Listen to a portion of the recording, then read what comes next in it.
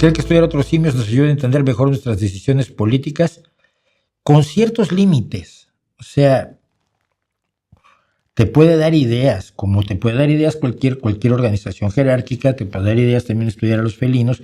Si la etología al estudiar el comportamiento puede derivar ciertos conocimientos del conocimiento del comportamiento de otros animales, por supuesto de los simios más cercanos a nosotros, sí, pero la diferencia es abismal, la diferencia es absolutamente abismal, ¿no?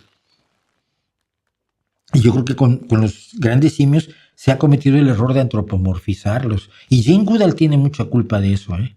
Yo era de los que admiraba a Jane Goodall como una de las tres grandes primatólogas a las que promovió, ahora no me acuerdo quién era el antropólogo, el paleoantropólogo, que lanzó a las tres mujeres a estudiar a los orangutanes, a los gorilas y a los chimpancés, pero con los años siento que, como le pasó a Pepe Mújica, se volvió mística Jane Goodall, ¿no? Y tiene muy antropomorfizados a los chimpancés, se le olvida que son chimpancés, que no son seres humanos, ¿no?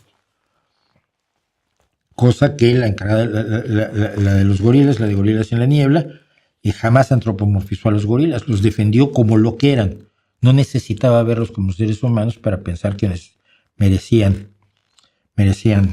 ser protegidos, sobre todo de la cacería furtiva.